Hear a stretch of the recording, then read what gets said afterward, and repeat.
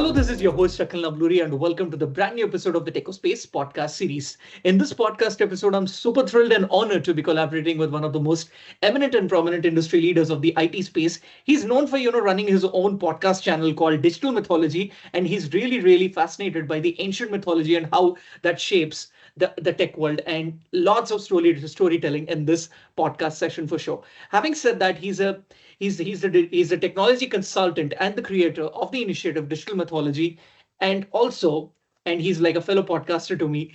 And he's none other than Mr. Declan Goodman, who's based out of Dublin, Ireland currently, but he has this complete travel habit of traveling between Ireland and Australia. So I think there's a lot of Australia cloning also, because since I'm based out of Sydney, not currently, but I'm usually based out of Sydney. So I think this podcast would give a lot of Australian cloning as well when it comes to the insights and all the storytelling and mythology. If we can talk about in large about the Australian IT landscape and the storytelling point of view.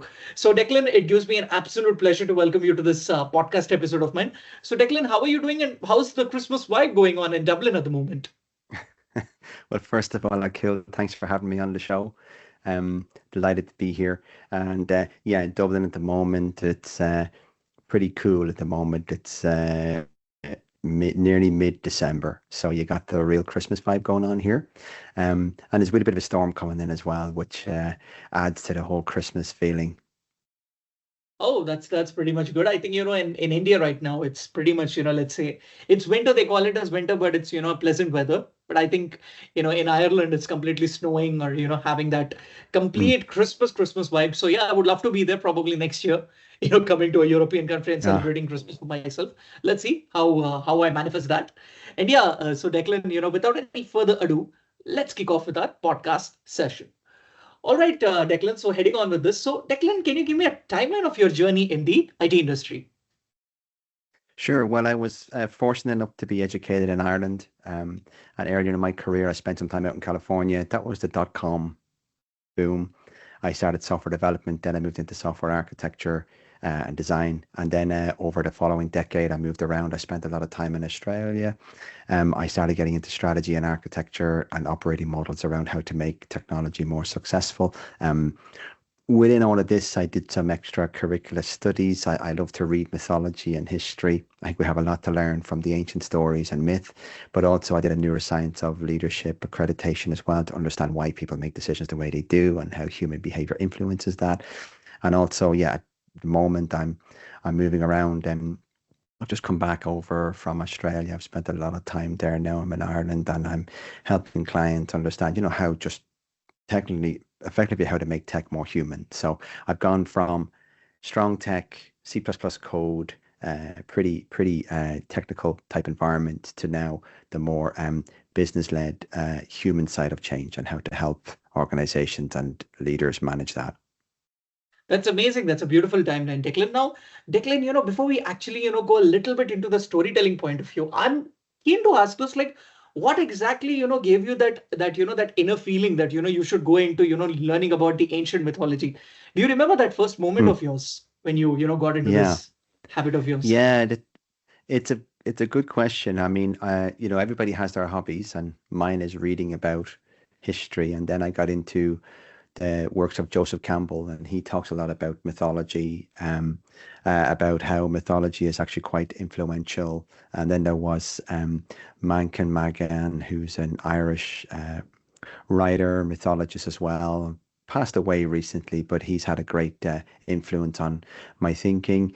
So, I mean, it came to me when I was watching a documentary on Star Wars. Okay. George, yes, so I'm a bit of a Star Wars fan, but I'm more interested in the mythology behind Star Wars. So George Lucas, when you look into the history, great movies often are based on very powerful books. And when Yep.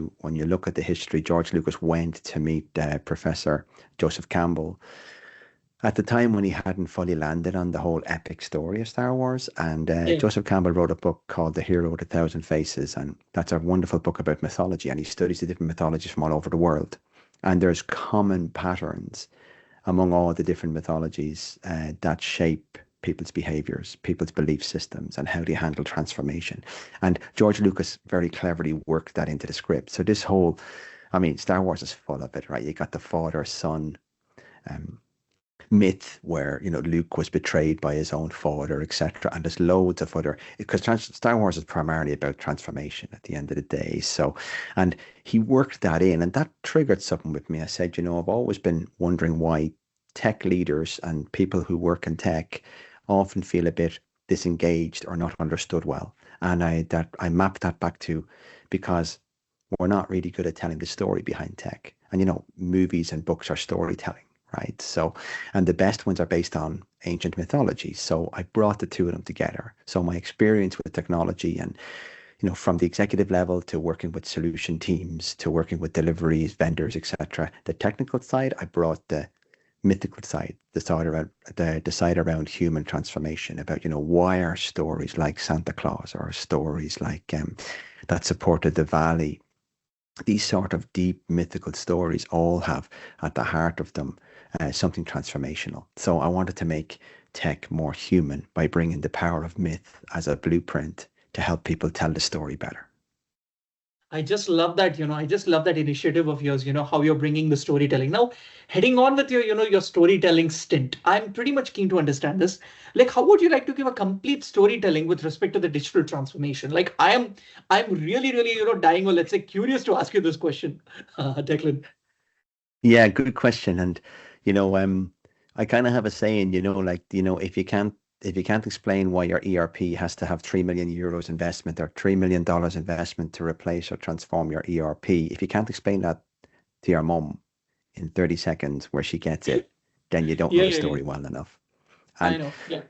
it kind of occurred to me because years ago when I was growing up, my brother used to work on the boat in a place called Donegal, that's over the west of Ireland. It's the town of all the friends you haven't met yet. But he used to work on the boats, and he was a fitter turner, a welder. So he used to come back, and I was only a kid, and I'd listen to the stories he would tell. And he would tell the stories about the different compressors and the different type safety nets and all the different technical equipment that he would be building into the boats. But what struck me was I didn't have to know anything about the technology, about the type of compressors or the type of fittings he used. What I did come away with was they were there to help keep the fishermen safer, or to make the fishermen more efficient, or to keep the ships um, in a good state of maintenance. So it was the why that stuck with me, and that's what I realized about storytelling is the details of the story tend to not matter as much as how the story is told. And I wanted to map that back to technology. So technology is complex, it's difficult, it's hard work, it's not easy to understand. And then I Yeah, find that there's a gap, right? So, yeah, that's right. you know, very often non-technical stakeholders are the decision makers. They hold the budget or they need to sponsor technology change. But we haven't found a way in the industry to, in my view, to tell them the story of technology in a meaningful and human-led way. Yeah. That's a brilliant explanation, Declan. Now, Declan, I'll give you a very hypothetical use case, when it comes to storytelling. So you told me that, you would like to explain ERP, to your elders in a very simple word and, in 30 seconds if they want to understand. So I will just give you a use case, how would you like to, link the concept of ERP with that of, the Roman mythology? Well, you see, there's so many different ways to do this, and that's one of the reasons why I set up the podcast, and I'm now delivering a masterclass online, which is going really well because I do a small audience, right? And in that masterclass, I use the three pillars of the digital mythology framework. So, look, they say if you can't find what you need in the industry, then just go ahead and create it. Um, I did that. I came up with I looked across mythology, and in the ancient storytelling, there's three things that help you tell a story better. The first is the emotional hook, right? So I call that Xin. That's Xin. It's a Chinese word that means the Mhm. combination Mhm. between heart and mind. So I talk about this in my podcast, but it's a beautiful word. There's no word for it in English, where when you're appealing to somebody and you want to help shift their mindset, you have to talk to their intellect, which is fine, but also to the heart. So the word Shin is the first pillar of the framework I created. And what that is about, it's using the right language and the right narrative. So using the right words. So when you're talking about ERP to me mum, versus to a CFO versus to the CTO, you're going to use different type emotional language. The second pillar is metaphor. We all love metaphors, and metaphors are very Yeah. common in storytelling anyway. And I've developed a list of useful metaphors. So and I'll use that in a moment in this example you gave me. But then the third one is catalyst, and that's the bit that gives everybody a part to play in your story.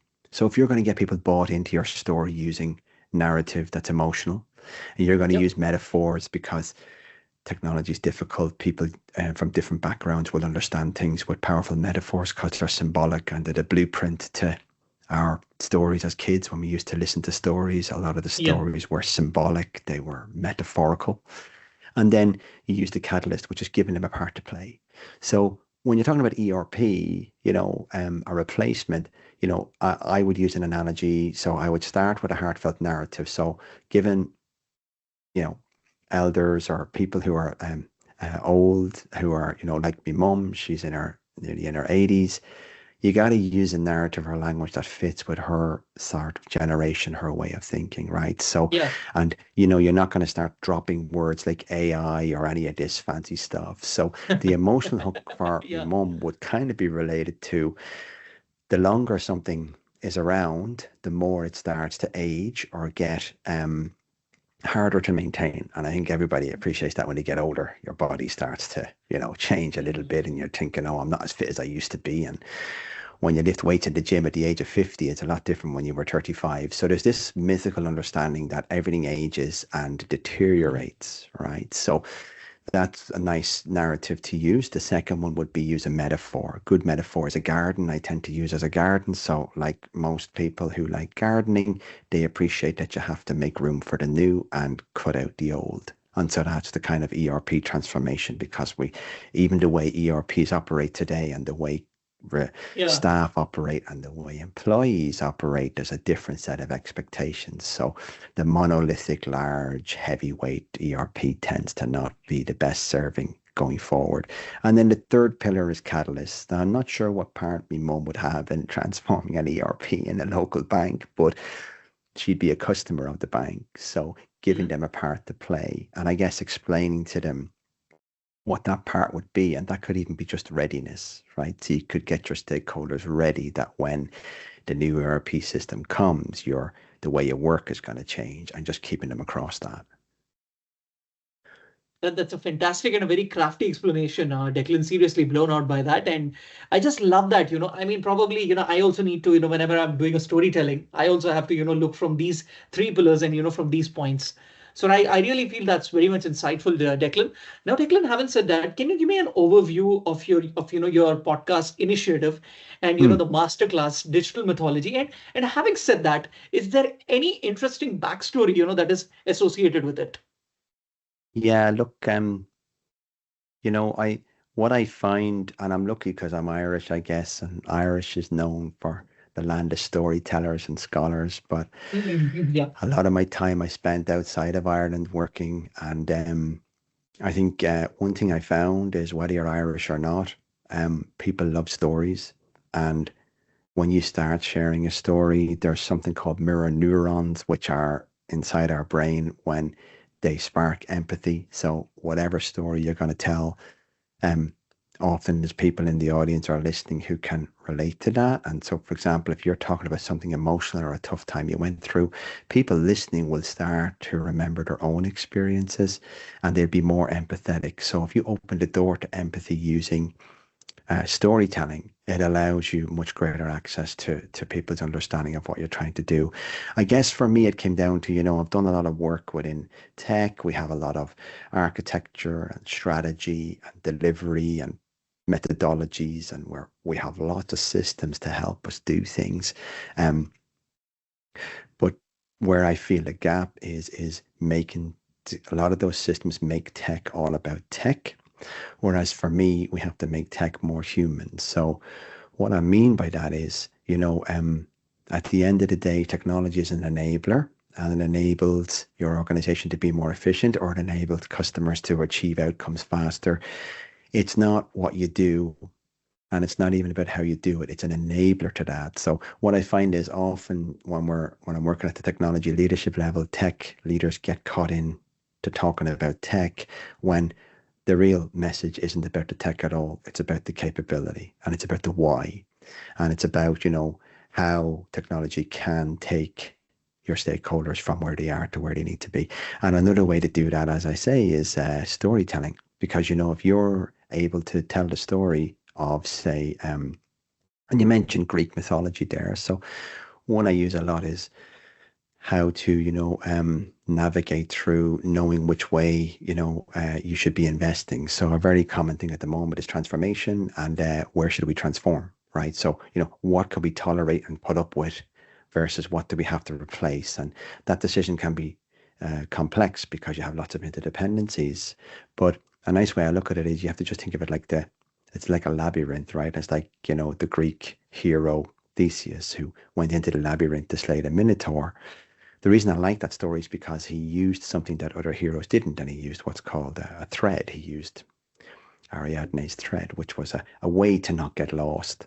And one thing that, in my view, is when we're talking tech, is we get lost a lot. We get pulled down this path into whatever it is, cloud computing or AI or whatever. Yeah. And we miss the big picture. We miss why the hero's in the labyrinth in the first place, right? It's to slay the dragon or to remove the Minotaur.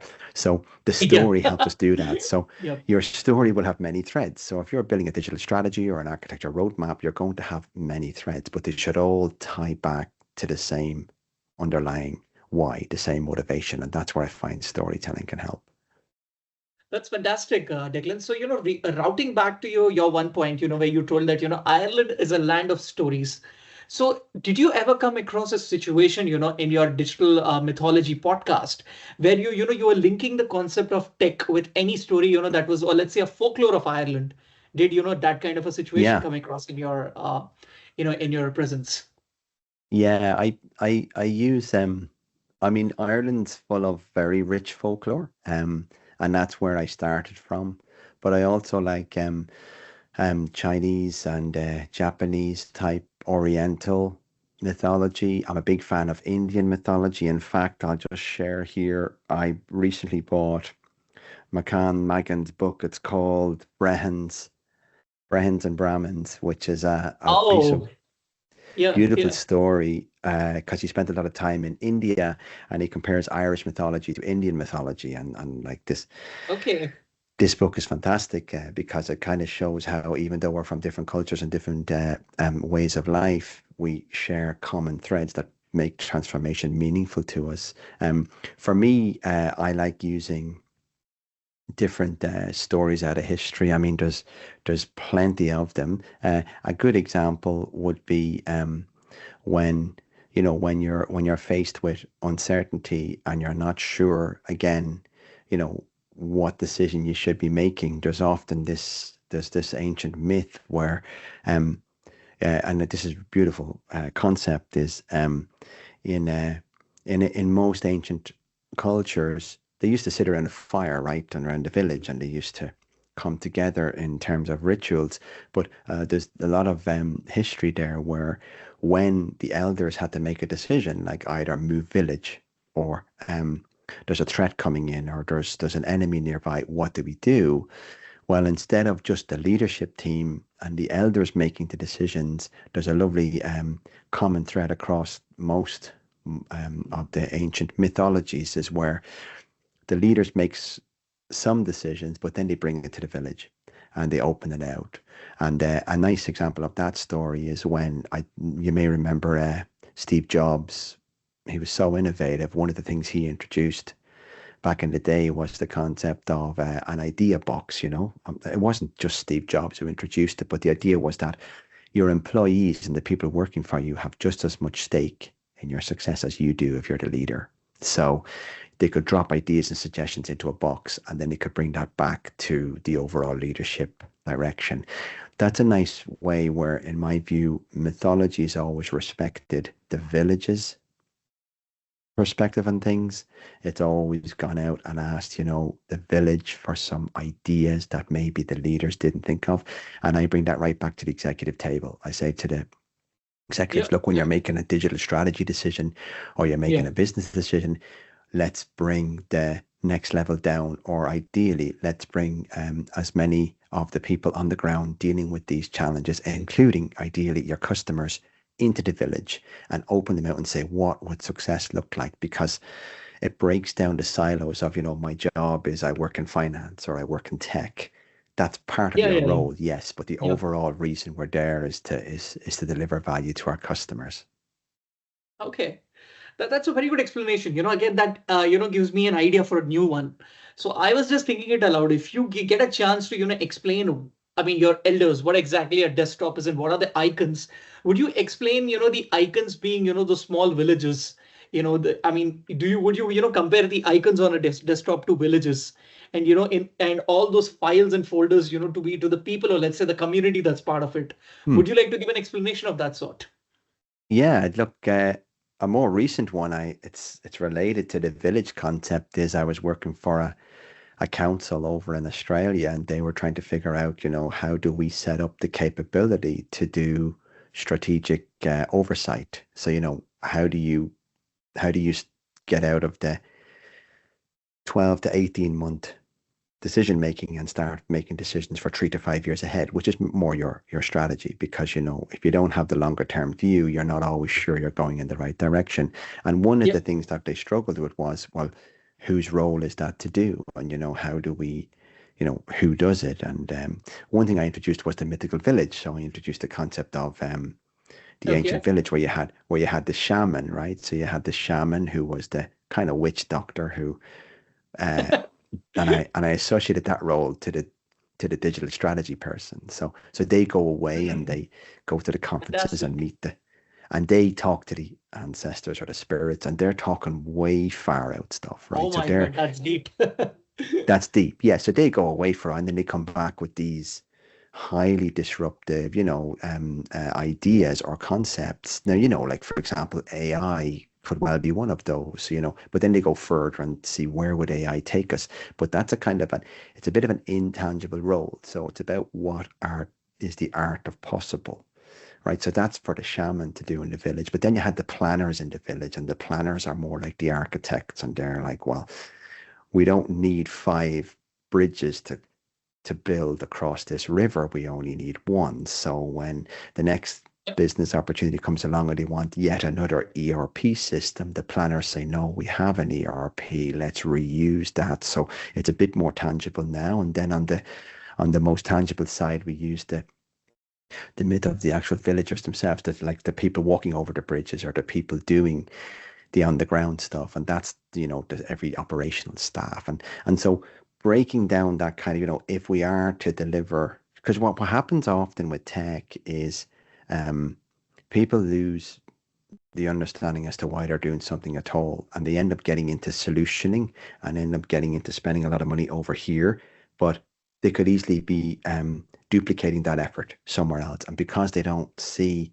the big picture, there can be a lot of duplicated spend, etc. And again, it's because the story's not been told well. So to me, it's about Yeah, that's using, right. because technical people are extremely smart. I mean, they're the smartest people I work with, people who work in tech, but they don't have the vocabulary or the framework to Mm. express that back to their stakeholders always. So I just think story and using mythical symbols like that. I mean, there's hundreds of them. I've built out a whole set for me masterclass, but there's so many, and it's not, nowadays it's people are more aware of abstract concepts because we've had to deal with what AI is and what AI agents can do. So we're getting business, non-technical people are getting more aware of what the art of the possible is.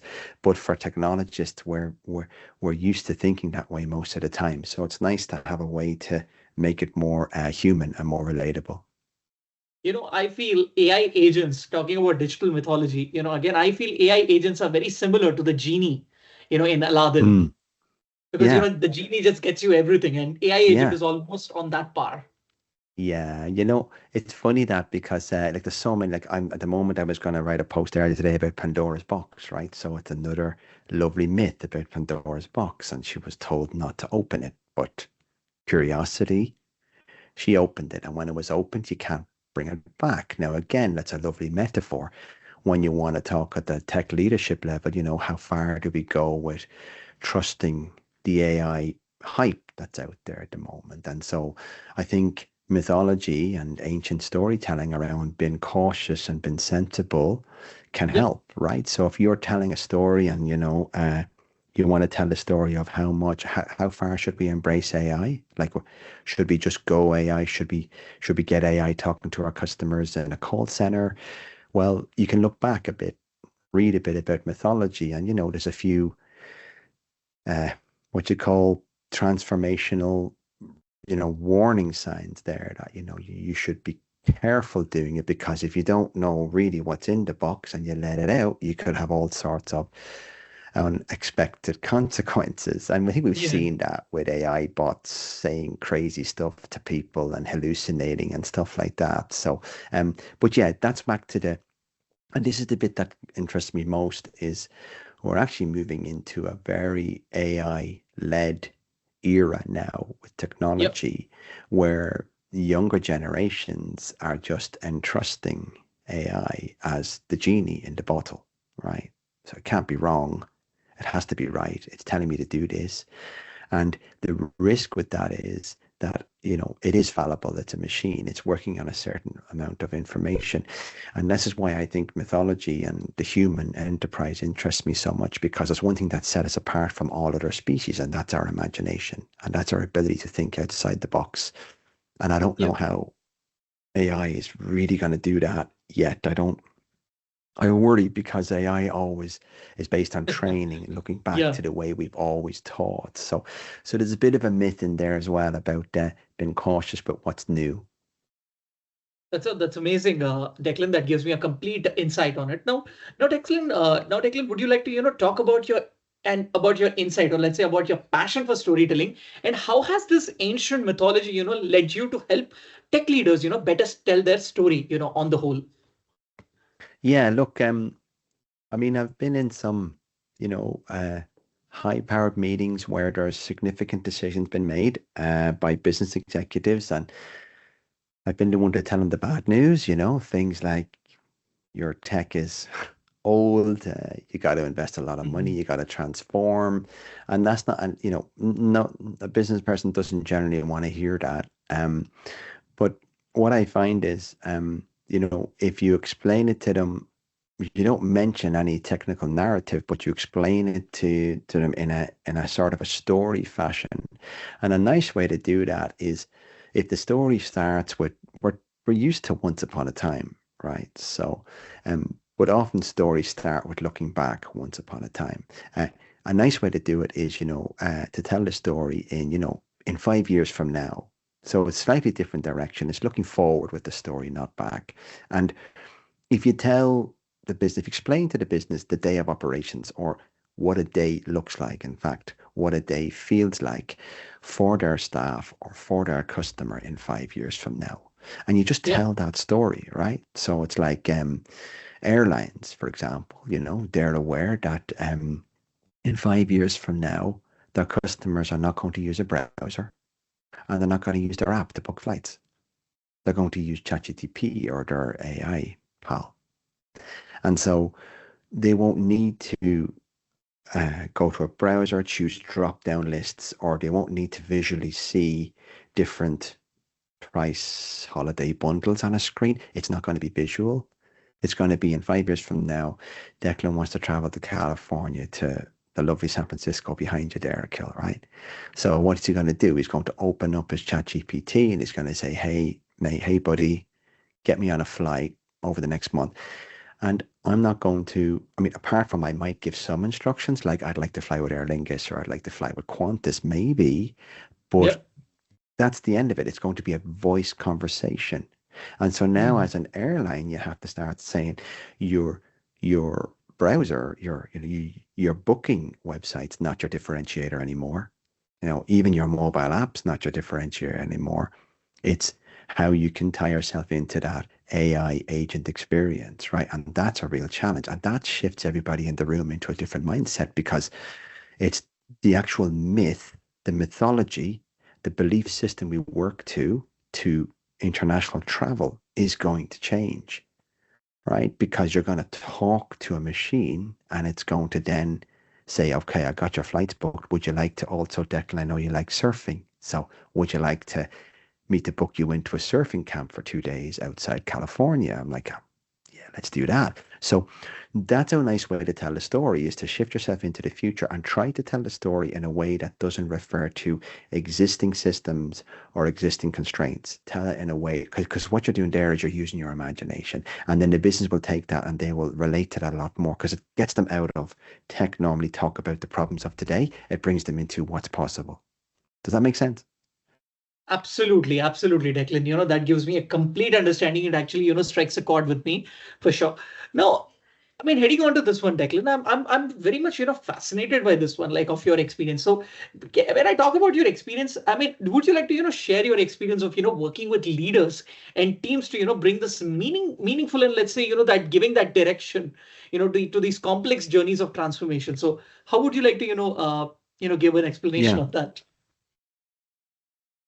Yeah. So some examples, I guess, is I find at the digital leadership table, head of tech or head of digital transformation, it's often um, difficult to explain to non-technical stakeholders all of the different things you have to address, right? It's from complexity. You got to simplify your landscape. You got to, reduce the number of different applications for application consolidation. You got to maybe look at your vendoring strategy, because you have too many different vendors. You want to optimize that. And a lot of that whole sentence I said is very technical. So what I often help is, let's turn it into a story or a very simple narrative. So I use the 3 pillars, and what we often do is we describe the roadmap or describe the intent of change using human language. Like, in other words, instead of how the system's going to help, we'll talk about how it's going to make staff feel, or how it's going to make the customer want to come back for more. So it's more that emotional hook. It's kind of like my brother on the boat. It didn't matter how much one compressor would cost compared to another. The top 3 compressors are about, it didn't even matter what type of compressor it was. The story is, we need, air supply, or we need the ability to make ice. Yep. So the fact that there's a whole load of systems required to do that, business people trust tech and they say, well, you just make this tech work. So for me, it's a case of, if you have to replace that compressor, then you have to start telling the story as to, we are the ice is one of the most important things to our business. If you're fishing, ice probably is one of the most important part of your business. Yeah. If we don't make ice properly out in the middle of the ocean, then we're at risk of losing our whole catch for the week, and so everything will go pretty bad. So see that, tying it back to not the fact that it's an ice making machine or a compressor, it's the fact that if this doesn't work, or this ages, or isn't robust enough, or doesn't have resilience built in, the outcome, the implication is we could lose all of our catch. Or like an airline, you will not be able to reach your customer. You won't own your customers anymore if you don't move on this AI piece. So it's that kind of, tie it back to the motivation behind it, because again, tech comes and goes. But the way you make your customers feel, or the products you sell, tend to remain mostly the same. So it's not about the tech, even though you're a techie, make it about Yep. the story. Yes, absolutely. I mean, how did you get this idea, with respect to, the ice and all of that? Like, not about this only. Like, how do you, pre-plan to, tell the storytelling kind of thing, Yeah. Declan? Do you read a book Yeah, that's a beforehand? really good question.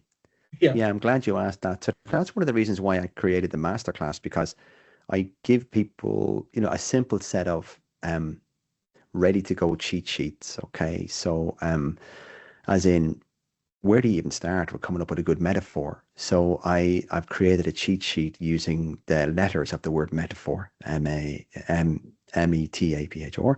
into tricks of what you can do. So, I map everything back to what moves people. So for example, if you're trying to win people's heart and minds, and you're trying to explain to them, like, you have to tie something back to honor. The H in metaphor is to honor the culture, or honor what's happening within the organization at the moment. So, for example, you know, if we look at not-for-profits, I work sometimes with not-for-profits. Often, you know, if you're actually reminding people, you know, what we're here to do, or honoring the company's mission statement is to, you know, make people's lives more higher quality, whatever. And but you can work that into the metaphor. So, for example, I just chose randomly that ice machine on the fish as a metaphor. My point here is that would work even with someone who doesn't know anything about fishing. It can be a CFO, could Yeah. be a CEO of a company. What I try to say to people is take your storytelling out of the ground of where you operate. So, for example, if you're a bank, try not to use a story about a banker who went trading in, like, don't make the story about banking. Make it about fishing, or if you're a fishing company, make it about Yeah. banking. Try Yeah. to Yeah. use a story that takes people out of their everyday operations. The reason that helps is because then they have to use symbolism and abstraction to understand what you're talking about, right? So that's what I find about. So yeah, I created the three pillars. They're easy to follow, and then I describe a way, you know, because you know what makes a good story is being able to demonstrate to people that you understand what they're dealing with, and you Yep. understand what their challenges are. And so you have to put yourself right into their shoes. And that's why often technology people are seen to not understand the business at all. Like there's always this big wall between business and IT, I find. We're always building bridges between us. Yeah. And Yeah. the True. the irony is, you know, IT isn't a separate part of an organization. It's an enabling part of the business, right? But we kind of talk different languages, and we talk different tech worlds, and we talk different frameworks and stuff. So the bit that I find can help break down those silos and bring us better together is we should be able to talk a common story and a narrative, and you know, use the heartfelt narrative, use metaphors, and use your catalyst, give them a part to play. That's just worked for me. It's a recipe I've developed over many years, and I can apply it almost to anything. I've never had a challenge applying it. The other part of it is as well is that it's a nice fresh perspective on things, you know, because often business people or non-technical people are used to hearing lots of technical stuff that they don't understand, because we can use all sorts of fancy, sophisticated words. But when you, my approach is you're not allowed to use any of those words. No mention of it. Yeah. You're not allowed to mention Yeah. architecture. You're not allowed to mention servers, data center. You can't mention any of that. Now tell us the story as to, you know, and that puts people into a bit of a challenging position, but it also allows them to think a bit differently with how Yeah. they Yeah. tell Yeah. a story. I mean, I just love this recipe of yours. Probably, I should borrow that from you someday when I meet you in person. And, if we collaborate on something, let's say on a blog kind of a thing, I would probably love to take a guidance with you, which I would love to, discuss with you offline, once we're done with the Yeah, podcast. Now, yeah. Declan, now having said I'd that, like to Declan, just, yeah, sorry, yes, Akhil, Declan, go ahead. I'd like to just add, if I may, this is not something terribly new that I've created. What I mean is I've taken the the patterns of how mythology is good at telling stories, and most of the fairy tales you grew up with. You see, fairy tales are based on mythology, yes, you know, the dragons and all that stuff. But what's not well known, but if you, what I found within a small circle of academia know, is that mythology is actually far more tangible to how we live our lives than we imagine. So just Yeah, because the story's Star Wars and it's people off on foreign yeah, planets, the reason Star Wars was an absolute phenomenal success is because it's talking the myth of on so many levels of what it means to be human, right? And and there's other story like, you know, even Harry Potter, you have wizards and all of this stuff going yes, on, but the myth is, you know, you have a slightly nerdy, vulnerable school kid who's, you know, not your rock star, becomes the hero, the unlikely hero, by going through challenges. So what I mean by that is the framework I've created isn't anything terribly new. I've just brought the learnings of mythology and how to move people when it comes to transformation, their hearts and minds. And I brought in the modern neuroscience bit and I brought it together. So, but it does work. And I think hopefully I'll get more and more people using it because I think that's the main message. That's a fantastic combination, Declan, for sure. I mean, take it from me. It's really amazing, hearing these insights from your end. Now, Declan, heading on to the next, like, would you like to, give an insight into your favorite quote, that says myths are not just stories, but they're guiding patterns of our lives. So having said that, how would you like to, apply it in the real life use cases of the IT world? Yeah. So this is really I write that on my LinkedIn just to stimulate interest with people because it really it really is that real to me. Like the challenge with the word myth is people have associated myth now with something that's fake, right? So, someone say, oh, why AI is a myth and unfortunately, that's the common popular use of the word myth is something that's not real. I don't think like that at all. So to me, myth means mythology, means a deep human understanding of what, it's symbolic of what needs to happen or what matters to someone, right? So Yep. that's saying, whether people are aware of it or not, but we're all living the mythology of modern times today. Now, there is some generational gaps. So, for example, my generation, we're the only generation at the moment alive, pretty much, that grew up with no mobile phones, very little tech, and now we have AI upon us. Now, the generations below us and Generation Alpha, they'll never live in a mythology where there's no machine. Whereas we Totally. live the whole mythology of where there's, so it runs all the way through our lives. So when we were meeting friends in the city, there's no way to tell them you're running late, right? So we'd say Yep. meet you at 12 o'clock under the clock tower. I mean, they might be half an hour late, whatever. So, but we would wait for them. So we had a belief system where, someone might be late or might not arrive on time or might go to the wrong location. But that's the mythological times that we lived in was we had a expectation that these things can happen. Nowadays, there would be no expectation. It wouldn't be tolerated. Like, why didn't you text me? Or why didn't, because we're so connected with technology. So that itself is where, if you think about the meaning behind that when it comes to tech, is the trust and the expectation that the younger generations have about technology is something they've just grown up with. Whereas my generation, we grew up without it. So we can see where it's very valuable technology, but we can also see where it's replaced things that it's done things that are not so good, right? It kind of leads to a bit of isolation sometimes, or people don't connect the same way face to face anymore. They just chat on WhatsApp or something. That's good for when they live in different Yeah. countries, but if they're in the same Right. house, I mean, my teenagers text me and they're upstairs, like it's not a good bet. But this is what moved me was this whole idea that um tech has come and tech is moving fast, but what's pretty much still the same is the human enterprises, how we operate as humans. And we still need to feel comfortable with change. We still need psychological safety. We still need to understand a bit about what we're doing has purpose and meaning. And to do that, you have to be able to express it in a story.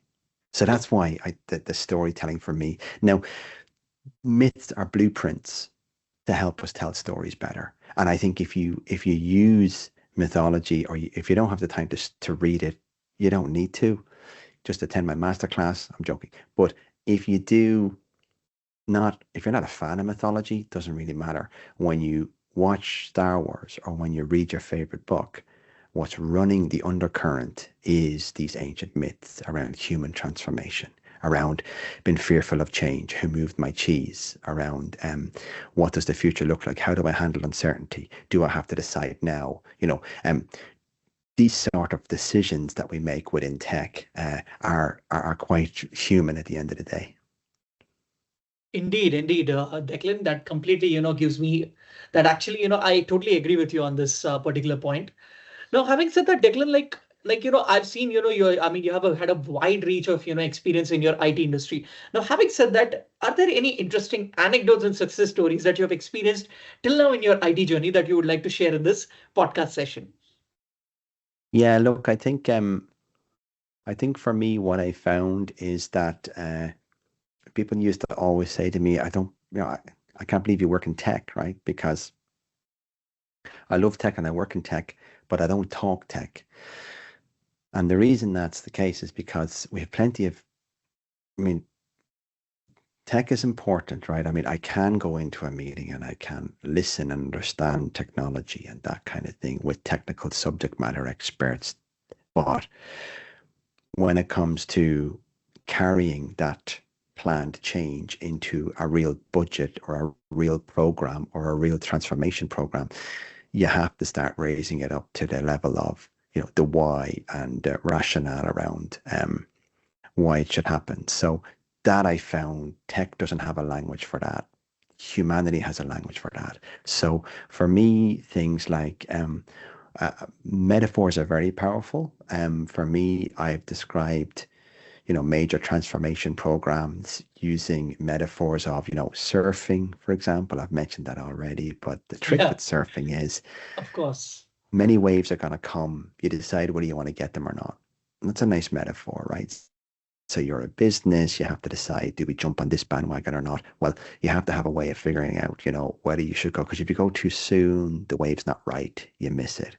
If you wait too late, you miss it. It's another metaphor. But, I like other things as well. Like there's plenty of stories from history about our mythology about being being outside the box thinkers, or moving early advantage, moving first can be beneficial, but then it can also have a slight risk as well with it. So I think one of the fundamental beliefs I have is that our most powerful currency we have when we deal with other people is how to share a story with them. And I think everybody has the power to be a storyteller. They just forgotten how to do it, or they haven't Mm. remembered how to do it. I mean, it's a very human thing all the way through. And, I always say to people, try to think back to a really influential story that stuck with you when you were young, or maybe Yeah, recently. And what you'll find is the technical details or the specifics aren't really important. It's what the underlying message was, what, whether it was about, letting go of things you can't control, or whether it was about, don't worry too much about what career you choose when you're in your 20s. It's not going to matter. Like if someone said that to a 20-year-old, they'd be a lot less stressed than hearing you have to choose this path now and you're going to be an accountant forever.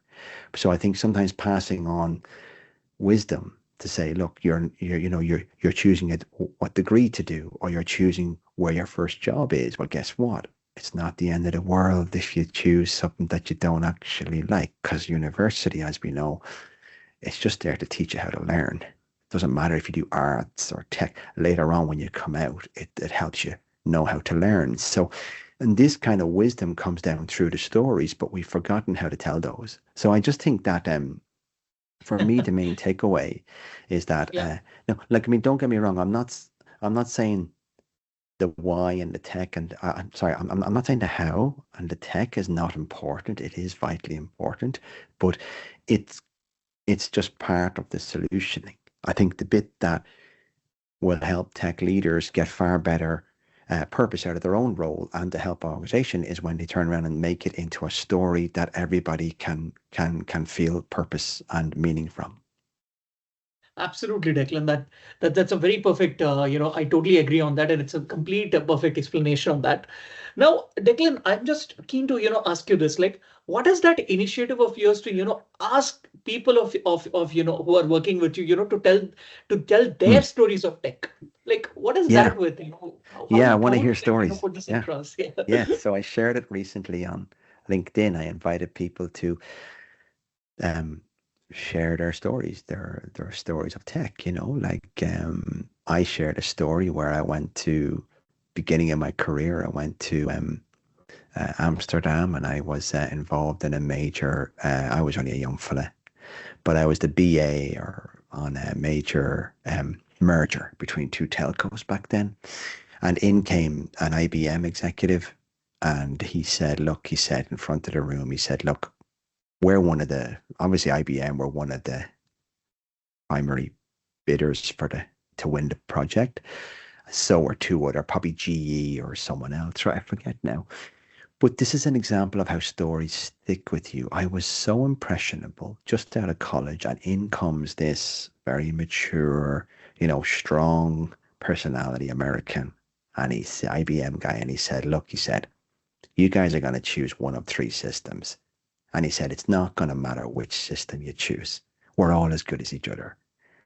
He says, "Yeah, of course IBM is a bit better here, but we're not as good on that side. And yes, GE are better than us at this, but they're not as good." What he said was, it doesn't really matter which tech you choose. He said, what matters is how much of a partner and how vested and how much skin in the game the vendor is that you choose. This was me at the age of 21 hearing this, Yeah, whereas, yeah. we've always been taught it's really important to choose the right technology and choose. Whereas I was earlier on, he's absolutely right. Because, if you're going into, we all know this now, especially with digital products, when you're buying a PC or you're buying a new car or something, it's actually all the top cars or PCs do pretty much the same thing. It's the service and support you get or the warranty. It's actually the other parts of the overall experience that matter more. And so that story stuck with me because I was sitting in Amsterdam and I was looking over the foggy river. It was freezing. And in came this American saying, "Guys, obviously the funny part of the story is they ended up choosing IBM, but he kind of, the myth there is he kind of let go of it. Like he wasn't pushing.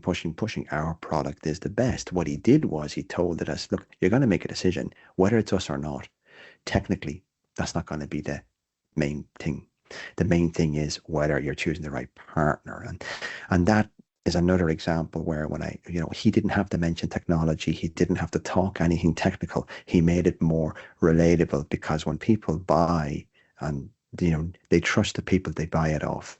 Whether it works properly or not, that's a different thing. So if you Yep. invest in an ERP or you invest in a new customer call center system, it's more, is the person I'm buying off the company, are they vested? Are they sharing the same story as myself? You see what I mean? So that's the bit where we got to talk less about the tech and more about the overall holistic The impact overall tech value that has. it provides. Yeah, Yeah, yeah. the value. Yeah, the holistic value. Yeah.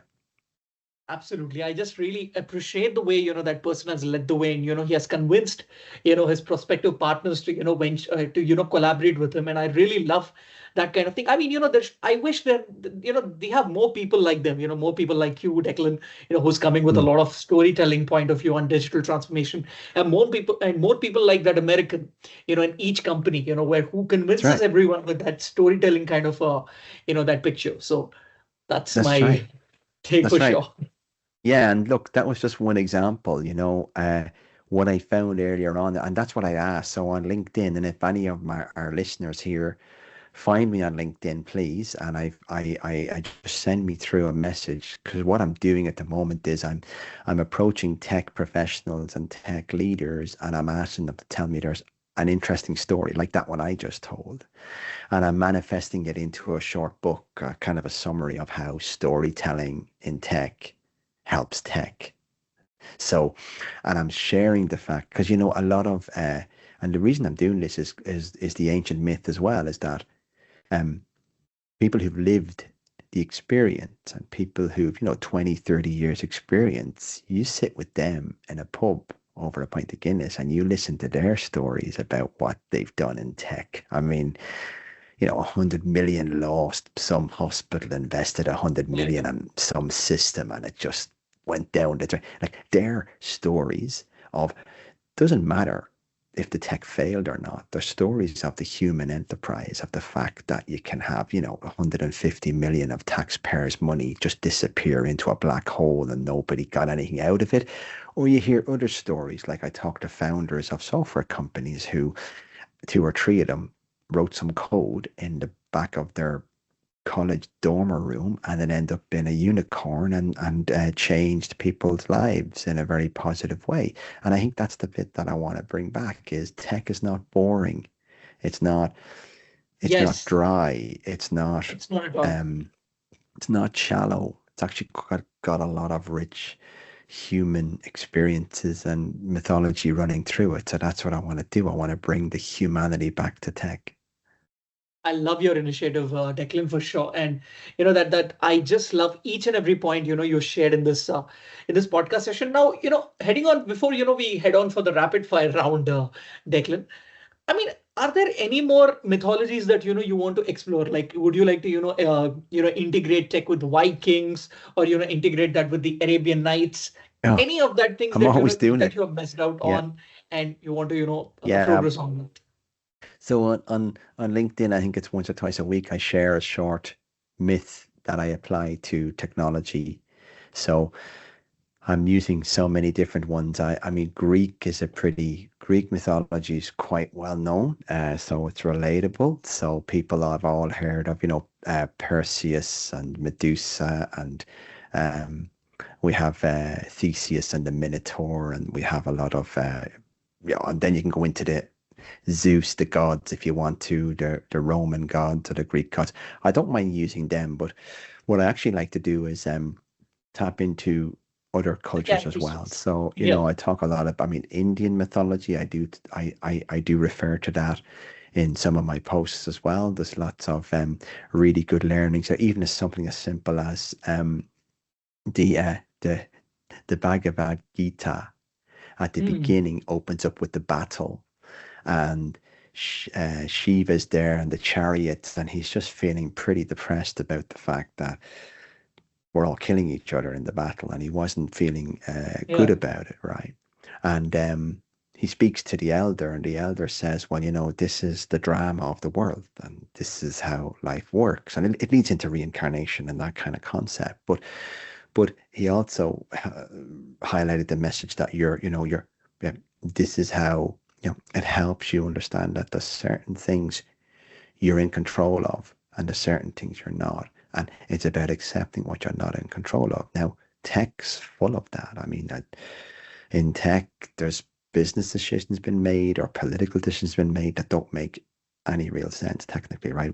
We've all been there, but you have to just roll with it and make it work because that's just how it is. Or it might be something else where the industry's going down a path. People might not all agree with the way AI is going, but there's Yeah. massive AI adoption. What are you going to do about Yes. it? So that kind of struck me, that Indian story there. Then there was in in Chinese culture, there's one of my favorite stories is the Chinese farmer. And I talk about the Chinese farmer a lot to my kids as well, but to almost everybody I meet. The concept of the Chinese farmer is about them. You know, the idea is so. Here it is. I'll tell it quickly.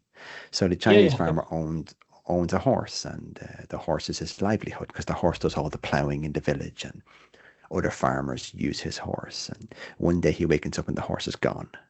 Right, broke away, went into the wild. And the neighbors turned around and said, "That's really bad luck, that's a bad omen." And his response was, "Maybe."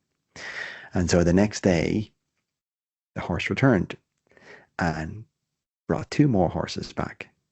And so now the farmer had three horses. And the neighbor said, "That's such good luck, that's a blessing." And he said, "Well, maybe." And so the next day, his son was out trying to break in the horses, like they were wild horses. And the son was training the new horses because now they had three horses, right? This is amazing. And he fell off the horse and broke his leg. And so the neighbors were like, "Oh my God, that's really bad. Look, that's a bad omen again." And his response was, "Well, maybe." And then the next day, the army general came around the houses looking for young men to go to war. And he looked at his son with the broken leg and left him there. So the moral of the story is what we think at the time of something happening we might think it's the worst thing to happen or it's a bad thing to happen, but we don't know enough to make that call. So it's kind of a story about trusting. And this is why I like to hear people's stories, because you often hear, stories about, especially in tech, when, people look back at, oh, it wasn't a great decision to go with vendor X, but then 3 years later, the vendor was acquired by a much bigger vendor and now they deliver a better service. So I guess what Yeah, I'm trying to do here is love using that these idea, different really. cultural stories. And actually, by the way, that's a nice story to help people if they're dealing with anybody, if they have anxiety or they're worried about making decisions at all. Do you say to them, look, it's better to make a decision than not make a decision. Even if it's not the best decision, you can work with it rather than indecision. Indecision is far more stressful than making a decision. But that helps.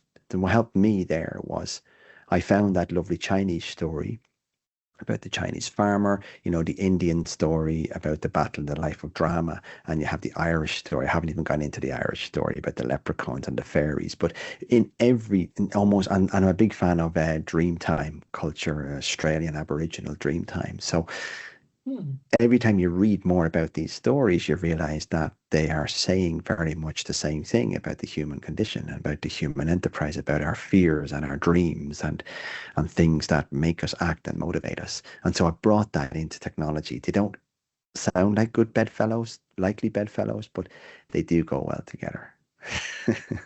This is a beautiful explanation on that, Declan. I just loved it. Basically, what I feel is, when we talk about these mythologies, we have all these stories that are embedded in it, and we feel that, this has not been explored, but it is very much there. The only thing what we need to do is we need to apply them in real life. And then we can, Mm, think that, okay, basically I can explain it in terms of tech. It's like a key value pair in that's what simple it words. is. Now you're using the tech analogy, which is brilliant, but Yeah. that's what it is. It's Yeah. like a connection of some kind. And what I say is you have to find, and remember I said before about when you're telling stories of tech, you have to find what pair, because your key value pair is going to be different for finance people to operational people Yes. to customer orientated people. But it's the same story you're telling, but you just use different narrative, and that's where you match it up, right? So, and that I really like what you just said there, because that's effectively what it is. Because stories are really about concepts and expressing relationships between them. So if you got to Yeah. spend a whole load of money, people have spent a lot of money, and you're going to get something out at the end of it.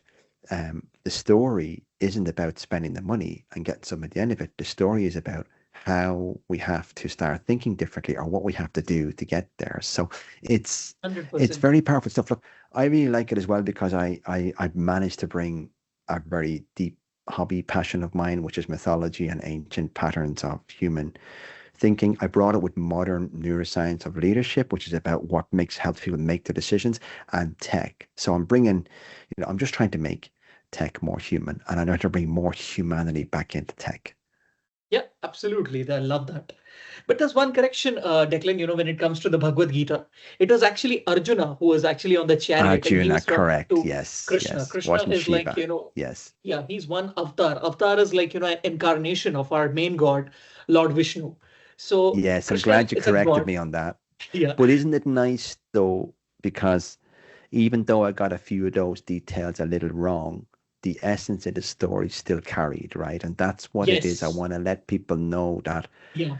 I'm not saying you have to study and know mythology to use digital mythology framework. It's not about that. It's the fact that imagine using the battle at the beginning of the Bhagavad Gita as an expression for helping a business person make a decision, right? It's very powerful because it takes them right out of what they're used to hearing. And other examples I've used, I mean, we hear it all the time. You might hear people say, oh, it could be a Trojan horse. Yeah, you have to say that and people know what that is, right? I mean, Yeah. AI is probably a Trojan horse if you're on the risk averse side. You're thinking the big tech have given us these Trojan horses and we're welcoming them right into our lives, into our home. And what suddenly, someday in the middle of the night, we're going to hear the back of the horse break open and it's going to be, it 100%. could maybe not be so good for us, but but at the same time, you have to weigh it up with, well, there's other parables out of Chinese philosophy about, I like the term, it's in Taoism, it's called Wu Wei, which is going with the flow. So like I like to sail as well. So sailors will know that no matter what way the wind is blowing, you don't have control over that. That Right. is true. That But is true. what you have control over is the way you tack, the way you turn your sail, and the way you turn the rudder. So that you do have control over. And it's quite empowering because if you know how to sail well, you can pretty much sail in any direction versus uh, uh, you may not head straight into the wind because you can't, but you find your way around it. So that's another example. Wu Wei is the term using the momentum that's there, the flow that's there, but getting what you need out of it. It can apply to life as well. It's not just for Yeah. tech, but these are see what I found was when I mixed Chinese with Indian, with African, with Australian, I just soaked up all this knowledge. I realized even though there are many different stories, they're Yeah. all based on common themes, and Yeah. we don't control a lot. Not much we can do about that. There's no point in giving out about it. Very We true. don't know enough about to whether something is good fortune or bad fortune. We don't know. We might find out later. So there's no point in stressing over it. Any one piece of tech is probably pretty much the same or as good or as bad as another. So don't sweat the small stuff. Just choose a tech. It's not about the tech. It's about how it works and integrates into your ecosystem and how the vendor behaves. So it just helps, with all of that. It takes a bit of anxiety, I guess, out of tech. Very true. Very true. Yeah. Y- Yeah, that actually is a right point, Declan. So, Declan, before we come to a close for our podcast session, let's take a lighter route in the form of a rapid fire round. All this while I was bombarding you with the question of digital mythology, storytelling with respect to digital transformation, your journey, how you're able to link different cultures and different mythologies with tech. But this time, I'm not going to ask anything on tech side, but it's only about your personal interest and likes. So, with respect to the rapid fire round, Declan, are you ready with the first question of it? All right, Declan. So, Declan, what is your favorite sports team in Ireland? Oh, look, I've lived abroad for a long time, but while I lived abroad, I always supported the Mead because I'm from Mead originally. It's a county called Mead, which is just outside Dublin. So it'd be the Mead football team, GAA we call it here. And Okay. yeah, they're, I mean, again, they're one they're a very strong team, but also these guys do GAA and they're not professionals, as in they don't get paid for it. So the fact that they have that belief and they keep pushing through and making us proud, people from Mead. So that would be my favorite football team in Ireland. Fantastic. That's amazing. Now, apart from storytelling and running your own podcast show, Declan, what are your favorite hobbies? Outdoor Oh well, hobbies. look, to be fair, it's a very late hobby for me. I turned 50 this year in February Okay. and I started surfing. So I spent some time Okay. in the Sunshine Coast in Queensland, and the culture there is all about surfing. It's amazing where I was. I was up in a lovely Oh, place called Maroochydore, and I just went along to a surfing school one day, and these coaches were there, and they said, "Look, why don't you just give it a go?" And I gave it a go, and I got hooked. So it's not easy to surf. It's very demanding physically. So I'm not in any way a surfer, so called. I'm a longboard hobbyist, but I did learn to pop up and catch some waves in the small waves. But I had some great coaches there, and this whole thing about connection with the water and out on it's very spiritual and it's very, uh, it's because you leave your mobile phone behind. First of all, you're disconnected. You can't be having it out in the water with you. You realize that you're pretty humble when it comes to the sea. It does what it wants. But also, it brings you back to the here and the now, which is a very Zen type practice, right? Because you have to focus on breathing, not drowning, and trying to stay up on the waves. So I found that a really exciting hobby. And I also, um,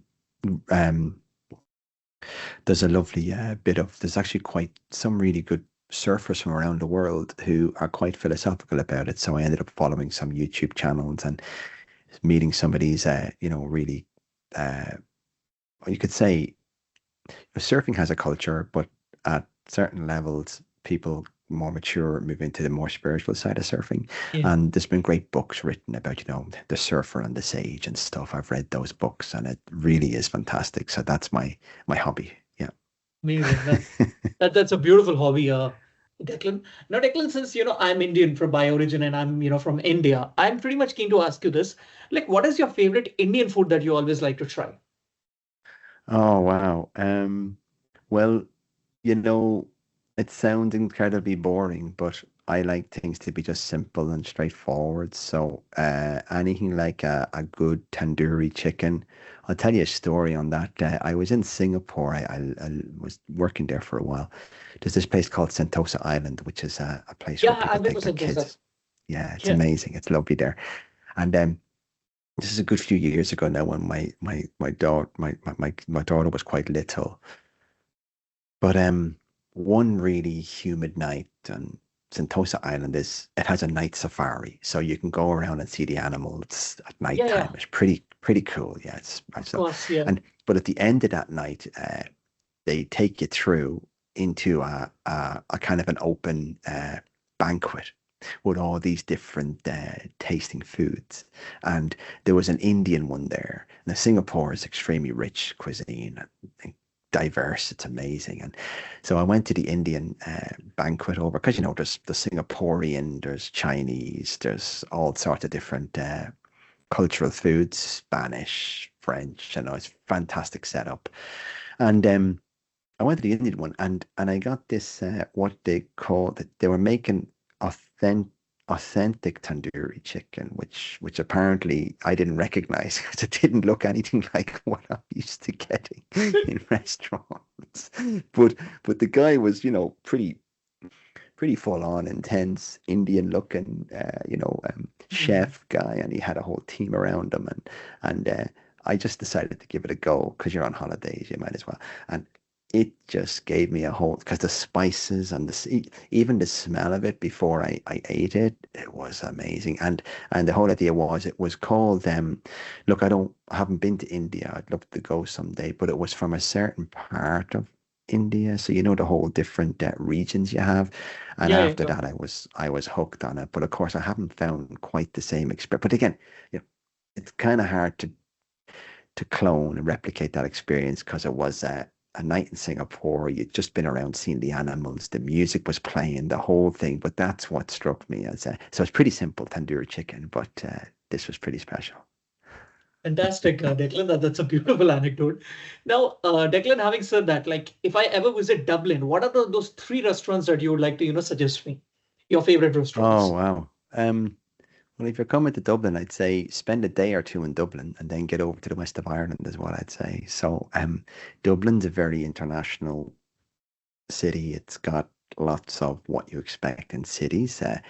Maybe if whether you're a fan of Guinness or not, it's worth going down to the Guinness Brewery because it's a lovely tour down there and they have some nice food around there. Try to get out to Hoth, maybe Hoth's a place in Dublin where they have lovely seafood. It's very fresh, comes in. But then try to get over to Galway, or I'd recommend, or Sligo, that part of, or even down a bit further south towards Kerry or Killarney, because that's the real authentic Irish experience. And there you'll find, go into a unassuming small little thatched hut pub and have yourself a wee bit of Irish shepherd's pie or Irish stew or something. You won't go wrong. Amazing. That's a good recommendation, Declan, for sure. I will definitely try that. Now, I mean, what is that famous dish of Ireland that people should be aware of? To the people who are Oh, well, I listening to my mean, you're going to podcast. get me going now, but as far as storytelling goes, so I grew up in Meath. That's where I was born and raised. And Meath has a place called the Hill of Tara. And the Hill of Tara is very famous. A lot of tourists would know about it, but definitely come and visit. The reason the Hill of Tara is interesting is because it was the place where all of the high kings of Ireland used to live. So Ireland was broken into a number of different provinces. But the kings didn't live in their own provinces. They all lived around the Hill of Tara. This is lovely history. And it's built, the idea is that it's up high. And the whole idea with being up high, it's the ancient myth of you have more security and you have more visibility of enemies coming in, and you have better pastures, and it was beside it's not far from nice castles, etc., that still exist. But I would say, yeah, come over there. And then obviously, there are other more ancient parts. There's something called Newgrange, which is, I think it's 5,000 years old. I think it's older than Stonehenge. It's fantastic to come and see. And I'm Okay. going to try to, I might try to go there during the winter solstice, which is the shortest day of the year. And in comes the light up to the ancient tomb and stuff. So there's a lot of really good things to see. They're all ancient, which is no surprise. That's why I like them. That's amazing, Declan. That's beautiful. Now, Declan, it's an open secret to me that you're a huge fan of Star Wars. I'm not gonna ask you what's your favorite movie, but I'm gonna ask you who's your favorite character in Star Wars. So who's that? Who would that be? Yeah, that's a really good one. Um, well, I think Princess Leia was pretty good because it Okay. sort of defies it sort of stood against the typical, male hero and the patriarchal um, structure when, I mean, she wasn't exposed straight away, but when her character came out and who she was and the influence she had. And if you think about throughout the story, yeah, the feminine sort of influence is subtle at the beginning of Star Wars, but then it comes into play. And I think that plays off the nice angle around, for me, the mythology around, some of the greatest leaders and some of the greatest influencers in history were women. And I think Princess Leia's character played really well into that. There's amazing ones. Obviously, there's Darth Vader as well, because that's the father figure doing the whole My betrayal of favorite the character. son, going to the dark side. And so I mean, that's what I say. Star Wars is just full of mythological references everywhere. And it's hard to Totally. keep up with it all. And then you have, the Obi-Wan Kenobis, and you got even, the ancient elders, you see, because it had everything, right? It had the elders circle, which is handing down the knowledge. It had the young, slightly reckless, unassuming Han Solos. It had the insecure, am I really a Jedi type characters of Luke Skywalker, and the guides gave him the confidence, and they always knew what he could do, but he didn't until later on. So all of those myths, it's steeped in it. That's why I do love it as a story. Amazing, Declan. Now, Declan, I'll ask you like who is your favorite Hollywood actor of all time? Who would that be? Oh, I'm not really big into Hollywood, but I do find I think I let me think about that. I think back there's a new I don't know if you noticed that, and again, it's another ancient myth, is recreating old stories are coming back in again. So Yeah, yeah. but but I sort of I find there's some old movies that less about the actors but more about the movies themselves that keep coming back. There's remakes, and I think for me, I think there's there's there's been recent, and you've seen these Marvel movies, right? So Marvel's reinventing themselves with all of these new type movies. I think there's a lot of to be learned there in terms of how some of the great movies of today are coming back in. A nice one is Hugh Grant recently did the movie Hermetic. I don't know if you've seen that. It's a nice storyline. It was in the cinema for a while. One he's quite I have watched him throughout the years, but one of the things that he played, I'm finding that some of the actors, the older they get, they're moving into more philosophical type, Yeah, yeah, mature yeah. That is true. characters. Yeah. I do like Tom Cruise. Sorry, but I do like his movies because he puts his heart and energy into it. I like him. It's chalk and cheese with him with fans, but I do find that the movie Hermetic, Hugh Grant did that. If you haven't seen it, the book is very good, but the movie's very good as well. It's back to that whole, he talks about the modern songs of today, and he says to the kids, "Did you know that song was out when I was 15? They just recut it. And so the whole thing about history repeating itself and that, it's really interesting movie. It gets a little bit dark towards the end, but like all good movies, we have to have a little bit of that as well. Yeah, that's a harsh truth, but yeah, that is what it is. All Yeah, right. So, it is. yeah. So heading on with the final question of the rapid fire round, Declan. So what are those three songs that are, that are currently topping the charts in your Spotify playlist? Oh, look, I know this was a question that I was supposed to maybe answer straight away. It's not so much songs for me, it's more Okay.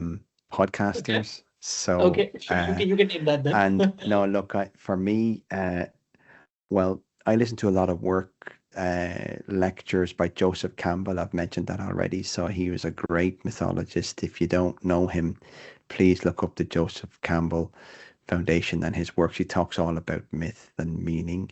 Now he's passed away, but they still have his lectures, and I listen to them. I listen to a lot of Alan Watts, who is a reasonably modern philosopher, and he talks about Eastern philosophy and brings Indian and Japanese and Chinese culture. Pretty boring stuff for some, but I love it. And also, as I say, some of the leading surfers of the world, or some ex-surfers, I do listen to some of their channels because they talk about that experience with the ocean. Music-wise, I mean, I like opera, so that's a big thing for me. Tosca is one of my favorite operas, so I listen to that a lot as well. But and